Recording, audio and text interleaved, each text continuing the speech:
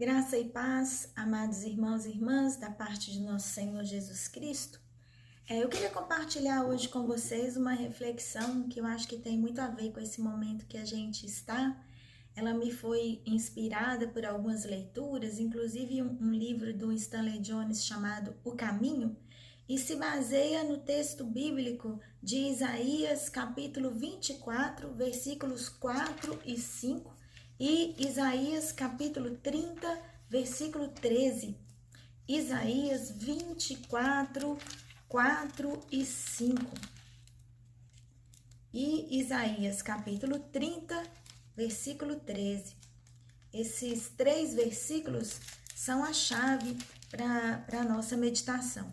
Em Isaías 24, 4 e 5 diz assim: A terra pranteia e murcha, o mundo enfraquece e murcha, enfraquecem os mais nobres do povo da terra.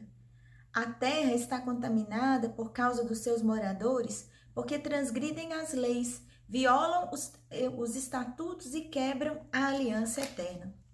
E em Isaías capítulo 30, versículo 13, diz assim: Portanto, essa maldade será para vocês como uma brecha no muro alto, que formando uma barriga está prestes a cair, e cuja queda vem de repente num momento.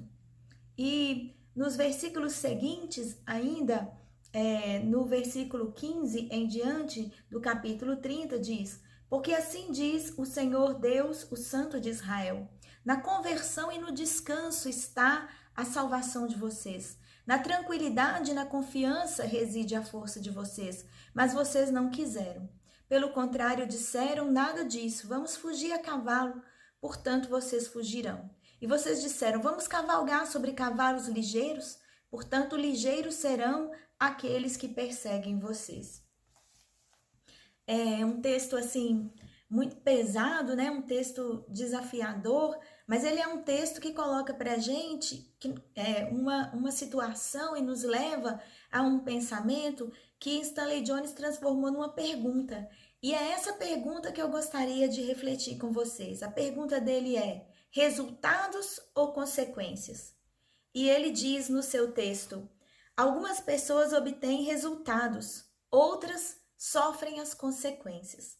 E é interessante que ele, na sua reflexão, ele fala que Deus começa dizendo para as pessoas que a gente não consegue escapar das situações nas quais nós estamos e que nós temos, diante das situações que vivenciamos, duas posturas que vão nos levar ou a um resultado ou uma consequência.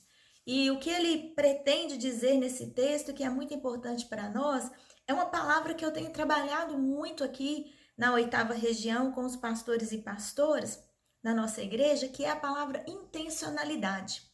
Quando a gente tem intencionalidade, a gente obtém um resultado. Quando a gente não tem intencionalidade, a gente obtém uma consequência. O que isso quer dizer? Que quando nós tomamos atitudes pensadas, quando nós meditamos sobre aquilo que nós vamos fazer, quando nós nos preocupamos em perguntar ao Senhor o que Ele pensa sobre isso que a gente vai fazer, nós tomamos decisões e essas decisões nos levam a resultados. Mas quando a gente não está debaixo dessa inspiração da parte do Senhor, e quando a gente não se coloca na disposição de ouvir a voz de Deus, e quando a gente não medita e não procura trabalhar o nosso coração, as coisas vão acontecer de qualquer maneira. E aí, às vezes, a gente vai sofrer algumas consequências.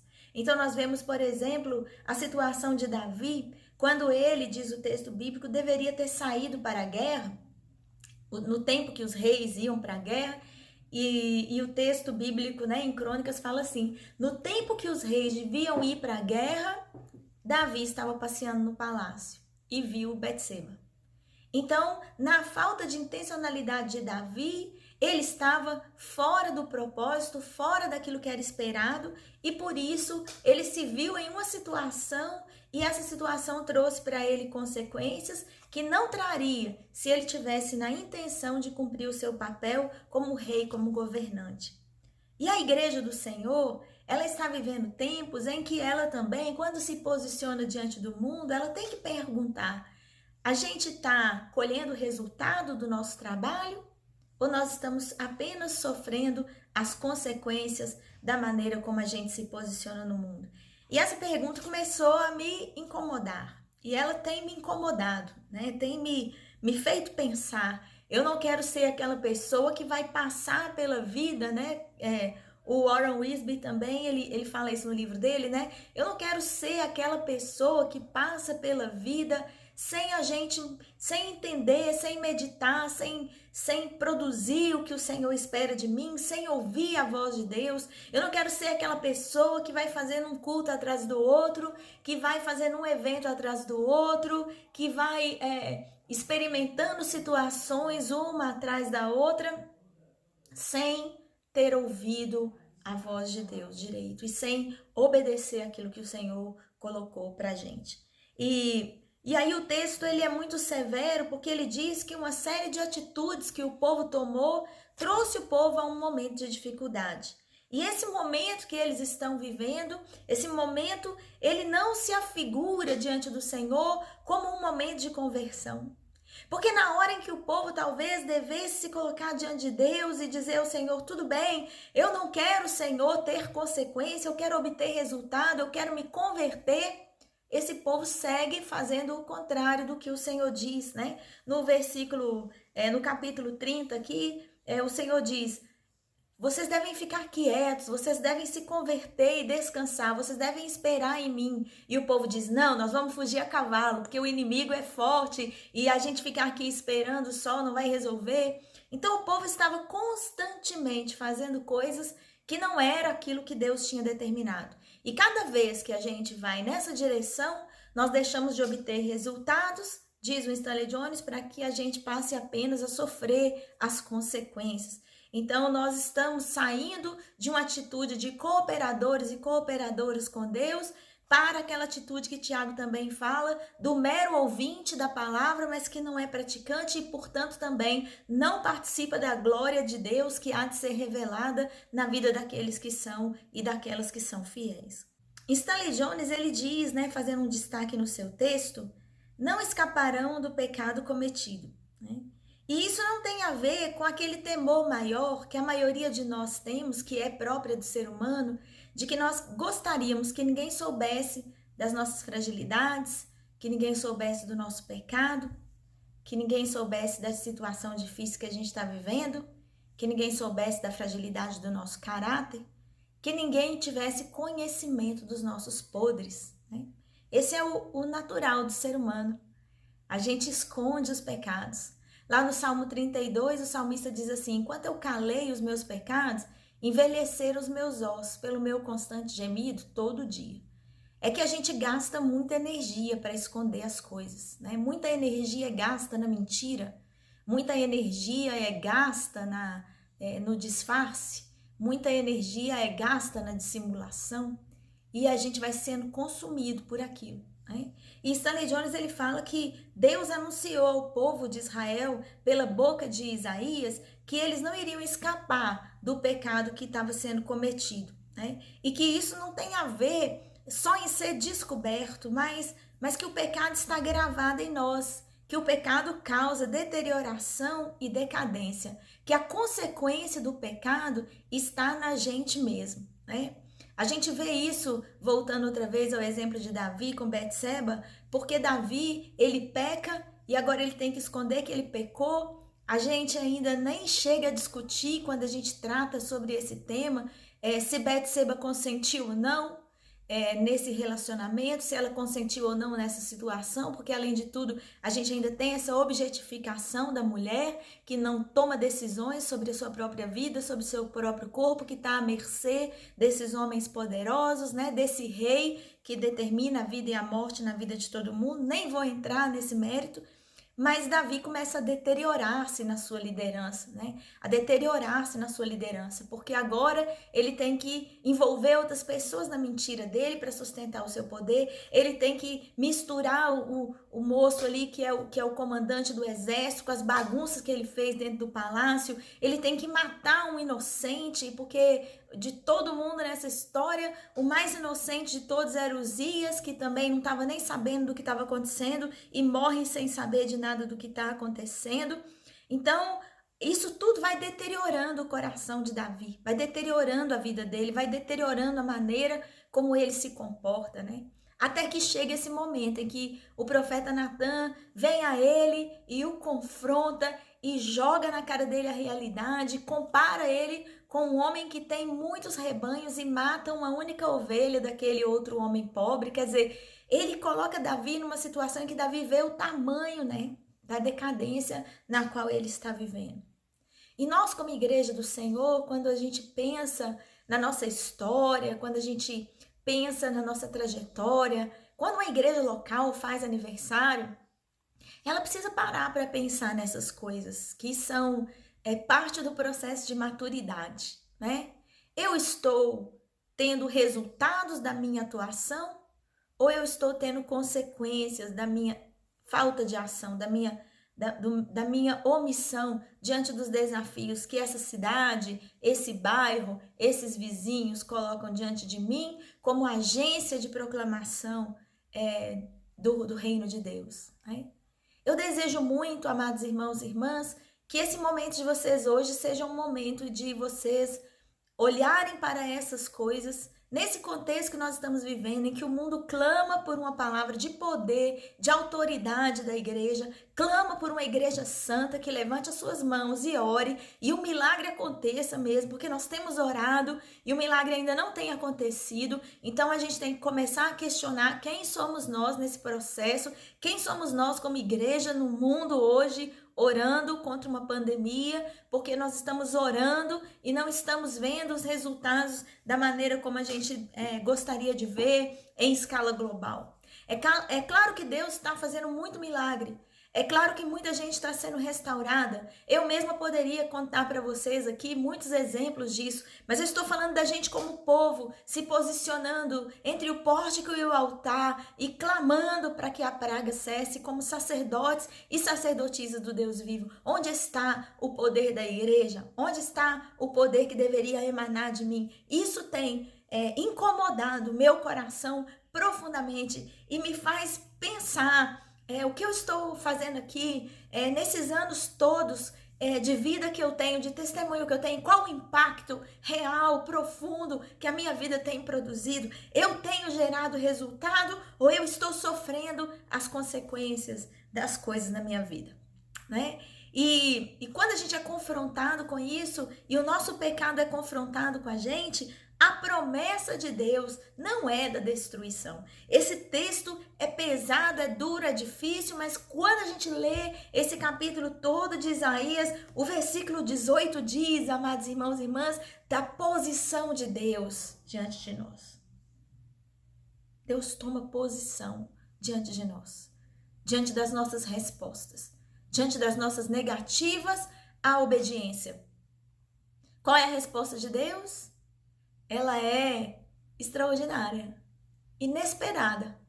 Ela é contrária ao que muita gente tem visto e falado nesses dias, hein? Todo mundo proclamando as 10 pragas do Egito aí e dizendo que coisas ruins estão acontecendo e vaticinando o fim dos tempos. Mas o versículo 18 diz, por isso o Senhor espera. Espera para ter misericórdia de vocês. E se levanta para se compadecer de vocês. Então, quando a gente obtém os resultados, o Senhor se alegra. Mas quando nós sofremos as consequências do nosso pecado, ainda assim, por causa da sua justiça, o Senhor sabe que não poderemos ser restaurados sozinhos e Ele usa a sua justiça com misericórdia. Então, Ele espera. Ele espera. E essa atitude do Senhor, ela me faz lembrar quando as minhas filhas eram pequenas em algumas situações e eu sempre tomava uma atitude assim de falar com elas assim, você quer ajuda? Eu tô vendo elas passar um aperto, eu tô vendo elas fazer alguma coisa e aí às vezes ao invés de eu chegar já fazendo alguma coisa, eu chegava, parava, olhava e dizia assim, você quer ajuda? E às vezes elas diziam não, mas eu via que elas não iam dar conta daquilo, então eu esperava. né? Até o momento em que elas olhavam para mim e diziam: agora tá na hora da ajuda, né? Agora eu tô pronta para receber essa ajuda. Então, amados irmãos e irmãs, o Senhor está esperando, né? Isso é tremendo, é forte, é muito consolador. O Senhor está esperando que a gente pare de sofrer as consequências e comece a buscar os resultados, né? Os resultados. Nessa reflexão de Stanley Jones, ele diz assim, na oração dele ao final desse dia de meditações, o livro O Caminho é um conjunto de meditações para ler uma por dia, e ele diz assim: ó Deus oculto, estou à tua procura, quero concordar contigo. Eu sei que tu terás sempre a última palavra, então eu também te dou a primeira. Fala e eu te obedeço. Essa oração é tremenda, porque ela diz: quero concordar contigo. Parece muito simples a gente querer concordar com o Senhor. Parece muito simples que um cristão e uma cristã deva concordar com Deus. Não passa pela nossa cabeça, no racional da nossa fé, que a gente se volte contra o Senhor. Mas as nossas práticas, as nossas atitudes, o nosso cotidiano, dia a dia nos mostram como o nosso coração é focado na desobediência. Desde criança, desde pequenos, mesmo o melhor dos conselhos tem que ser desafiado por nós. Nós temos dificuldade em acolher a palavra do nosso líder, nós temos dificuldade em acolher a palavra do pastor e da pastora, nós temos dificuldade de acolher a palavra do pai, da mãe, a palavra da professora na escola. Nós somos ensinados a questionar e a subverter o tempo todo. E ao mesmo tempo somos incentivados a uma obediência, também muitas vezes cega, também muitas vezes sem discernimento, uma obediência muitas vezes pela tirania, pela força. Quer dizer, isso tudo gera uma grande confusão na nossa vida e nos leva a sofrer muitas consequências. Mas Deus, amados irmãos e irmãs, Ele quer corrigir algumas coisas nessa nossa trajetória. Uma das coisas que é preciso corrigir para que a gente comece a não sofrer as consequências do nosso pecado, mas a obter o resultado da nossa fé, é o que a palavra de Deus, ela diz aqui, né? Na conversão e no descanso está a salvação de vocês. Pode parecer para muita gente que esses dias de quarentena são dias de descanso e que muita gente não está guardando esses dias, né? Não está saindo porque quer ficar no descanso. Mas essa não é a verdade. O que eu tenho observado, vendo os membros das igrejas, vendo os pastores e pastoras, vendo as pessoas das mais profissões diferentes, difíceis, é que nós estamos trabalhando e muito, algumas vezes trabalhando até mais. E nós fomos ensinados desde sempre a ver o descanso como uma coisa negativa. Que aquelas pessoas que querem o descanso são pessoas que estão vivendo na folga, né? Eu vejo como que o tempo, eu estava lendo um livro esses dias e o autor estava dizendo alguma coisa sobre isso, como que a gente dizer para uma pessoa, né, você tem um minuto? E como se a gente estivesse interrompendo sempre, todo mundo sempre muito ocupado, e espera-se que todo mundo esteja muito ocupado. E quando alguém é visto descansando, isso não é bem visto, né? Essa pessoa é folgada, essa pessoa é tranquila, a não ser nesse período que se espere que todo mundo tire férias, e às vezes as férias não são nem descanso, as férias são um cansaço em outro lugar, né? E a gente então não consegue, continua vivendo as consequências do nosso pecado. Para que a gente possa sair da situação do pecado, nós precisamos encontrar o caminho da conversão e o caminho do descanso. O que é o descanso que a palavra de Deus fala aqui? Eu estava lendo um outro livro chamado A Arte de Liderar, de Brené Brown, e ela fala sobre a necessidade de trabalharmos a nossa ansiedade. E ela diz assim: a ansiedade é uma das emoções mais contagiosas que podemos sentir. Isso explica porque é tão fácil a ansiedade afetar grupos e não só indivíduos. Então, às vezes, uma pessoa está ansiosa dentro da família, todo mundo fica ansioso. Uma pessoa está ansiosa no trabalho, todo mundo fica ansioso junto com ela. E aí Brené diz, a boa notícia, a calma é igualmente contagiante. respirar fundo antes de responder ou de fazer perguntas, desacelerar o ritmo de uma conversa intensa, falando devagar, respirando e constatando fatos. Constatando fatos. Temos vivido a ansiedade. A ansiedade nos impede de ouvir a voz de Deus, porque a ansiedade nos agita, a ansiedade nos tumultua, a ansiedade tira o nosso foco e por isso, quando Deus diz, fiquem parados, a gente diz, vamos fugir nos cavalos. Quando Deus diz, fiquem tranquilos, vocês vão ter tranquilidade e confiança, e aí tá a força, e a gente diz, não, temos que fazer alguma coisa. Deus diz, pare, a gente diz, não, vamos nos mover. Porque a ansiedade por resolver as coisas do jeito mais rápido nos impede de acolher e de estar respondendo ao Senhor de um jeito mais profundo.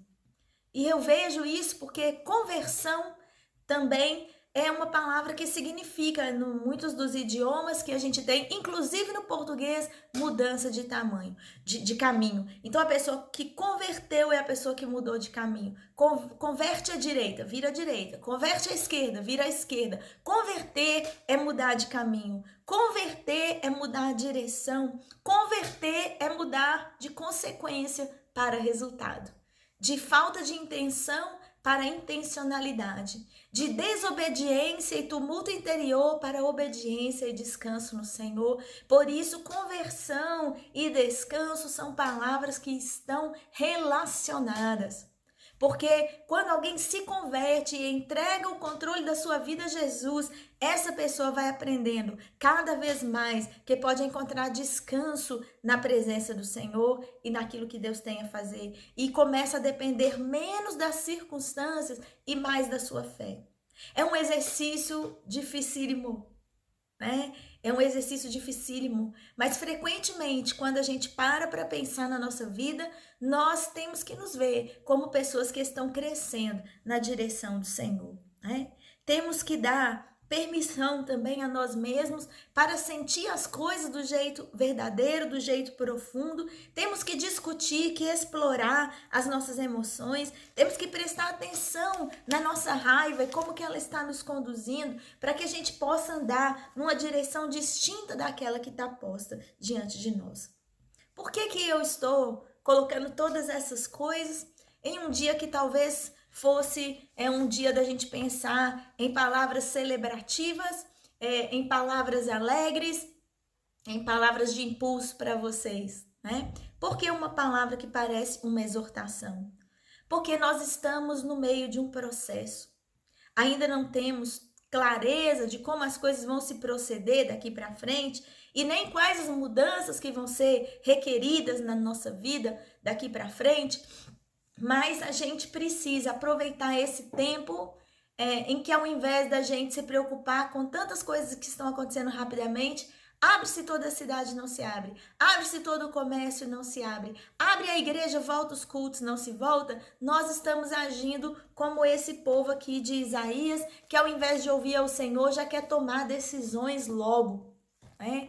E isso vai trazer consequências que às vezes vão durar muito mais tempo do que se a gente tivesse se aquietado e ouvido, se aquietado e percebido. Isso vale para esse contexto histórico, social que a gente está vivendo, mas também vale para a missão da igreja. Eu percebi que nesse tempo, quando a gente começou com essa igreja online, a gente estava num momento em uma profusão de cultos, em uma profusão de lives, em uma profusão de conteúdos. Eu mesma sou uma pessoa que sempre escrevi muito, mas nunca fui do vídeo e agora todo dia tem 5, 6 mensagens, 3, 4 aulas, várias coisas para gravar o tempo todo. E aí eu começo, né, qual é o melhor ângulo, qual é o melhor lugar, e como que grava, e qual é o equipamento, e aí a gente fica preocupado porque outras pessoas fazem isso com muito mais conhecimento, sabedoria do que nós, e começamos a nos preocupar com performance, será que tá bom, etc.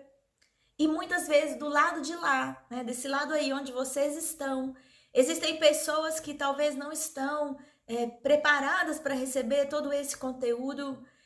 Falta a interação do olho no olho para saber se a palavra que a gente ministrou está sendo entendida, está sendo acolhida. Há uma ansiedade pela volta, porque agora a gente está dando valor a uma série de coisas que antes a gente não estava dando. Mas quando voltar também, logo a gente pode cair na normalidade e outra vez vamos estar sofrendo as consequências. Não podemos sofrer as consequências dessa pandemia. Nós temos que obter resultados nela. Não podemos sofrer as consequências do pecado no mundo, mas temos que obter os resultados do derramamento do Espírito Santo. Não podemos sofrer as consequências de uma igreja que não se apercebe de toda a movimentação na qual ela está vivendo, uma igreja que tem medo de ser perseguida, uma igreja que tem medo de sofrer opressões, uma igreja que tem medo de ser retaliada, que vive esse medo e esse medo não opera a graça de Deus, mas a gente passar a ser uma igreja que quer os resultados da fidelidade, os resultados da obediência a Deus, que escolhe obedecer a Deus do que a homens, que escolhe obedecer a Deus do que as circunstâncias, que escolhe ouvir a voz de Deus, mesmo quando ela diz o improvável e tá todo mundo correndo, mas a palavra diz calma, tranquilidade, confiança, resultado ao invés de consequência. Eu gostaria de convidar vocês a, nesse tempo, refletirem sobre a história de vocês, nesse lugar onde vocês estão. Refletir sobre a história de vocês, nesse momento histórico em que vocês estão. Que avanços essa comunidade em particular tem obtido, que projetos, que sonhos, que visões Deus tem plantado no coração de vocês e que passos efetivos vocês estão dando para andar na direção desses sonhos, desses propósitos, dessas coisas que Deus tem colocado para vocês. O que vocês estão fazendo diante da voz do Senhor e do seu clamor? Pessoalmente, individualmente, como a gente tem crescido nesse tempo? Porque a palavra nos diz, o Senhor está esperando. Ele está esperando. Ele está esperando e a espera dele é uma espera que enseja produzir misericórdia. Ele se levanta e o levantar-se de Deus é para gerar compaixão, porque o Senhor é um Deus de justiça, né? E Ele há de tomar essas circunstâncias na sua mão, porque o nosso Deus vê todas as coisas desde uma perspectiva da eternidade e não como nós, apenas que somos essas figuras históricas em um período de tempo que é uma poeira diante da eternidade e que deve ser uma igreja, portanto, fiel nesse tempo que está na sua mão. Eu quero convidar você a orar comigo a oração de Stanley Jones, né? E perguntar pelas coisas mais profundas do seu coração, pelas coisas que estão inquietando você nesse tempo, pelo que a pandemia também está revelando de pecado dentro da nossa casa, nos nossos relacionamentos com nossos amigos, o que essa pandemia está revelando do nosso egoísmo, da nossa raiva, de como temos agido, de como está o nosso testemunho, inclusive nas nossas redes sociais. Volta e meia, a gente se vê envolvidos em discussões, né, que não produzem crescimento, que não produzem avanço. E a gente começa a perguntar, Senhor, para que eu não viva essa dimensão, né, para que eu não esteja diante dessa minha realidade de só ter consequência, para que eu obtenha resultado, eu preciso ouvir a tua voz. E eu quero orar, né? Eu quero orar como Stanley Jones. Ó Deus oculto, eu estou à tua procura. Quero concordar contigo. Sei que tu terás a última palavra, então eu dou-te a primeira. Fala e eu te obedeço. Amém. Que Deus abençoe vocês, enriqueça vocês. E cada vez mais, ao longo da sua história, da história dessa comunidade, individualmente da história de cada um e cada uma de vocês, possa haver muito mais resultados da sua fé, resultados da sua disponibilidade ao Senhor, resultados da graça de Deus na sua vida, do que consequências da inabilidade, consequências do pecado, consequências da falta da ação.